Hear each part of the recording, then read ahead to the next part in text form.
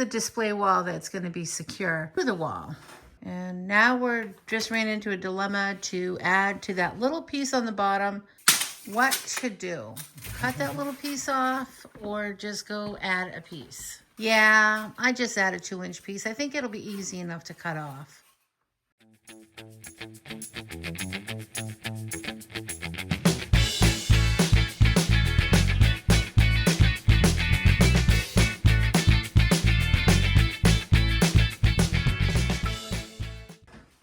He's just going to trim it down with a utility knife and his marker.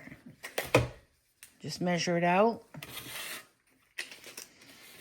This foam board, insulation board, is really easy to work with. I had a display wall in my house as well. We took that down and brought that out here.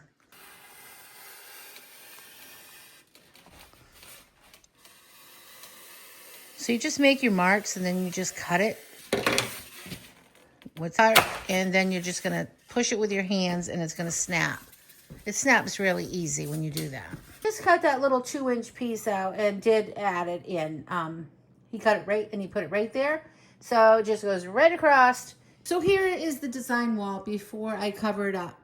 So now what we're gonna do is we're gonna get ready to cut some batting. I'm gonna get that up there. I'm gonna put some trim around it. It's the same trim that I had in my house around the same board. You're gonna want bumpy side out too. Bumpy side is gonna hold this together. The blocks are gonna adhere to it a lot better because it has something to grasp to, okay?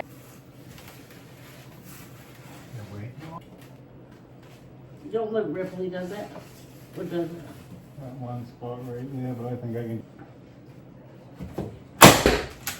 You don't want any ripples in this. You want to have this so it just falls naturally, just like fabric. If you get ripples, you want to pull the staple out and start over. So we went right across the top, and he's going to start down this side, and then he'll come over here.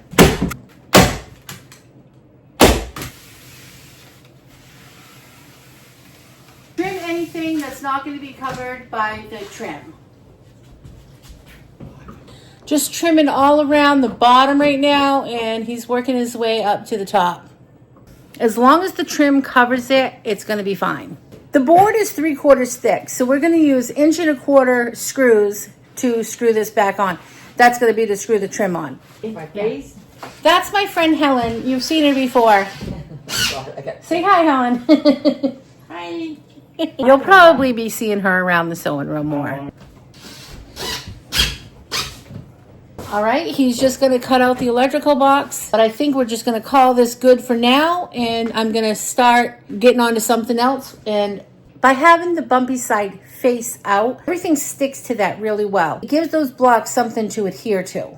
You can use fleece, flannel, quilt batting, or even felt. Everything will adhere to that really well. I chose quilt batting just because I have it on hand. I do have a piece of flannel I could have used, but I did use fabric softener on it, and they say not to. So I decided just to stick with quilt batting.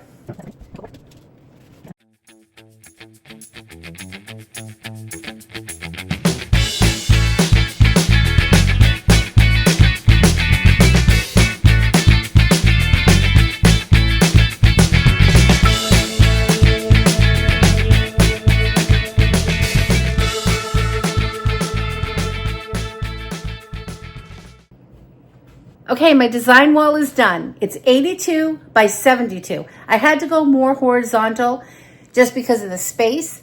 I'm gonna love having this, and you can do this too. You can do this in any size. If you don't have a place to put a design wall, you can make a portable one, and you can make that in any size. I'll be putting out a video soon on how to make a portable design wall as well. Thanks so much for watching. I'll see you next time. Remember to keep it simple. Have a great day. Bye. Say bye, little Miss Reddy Thready.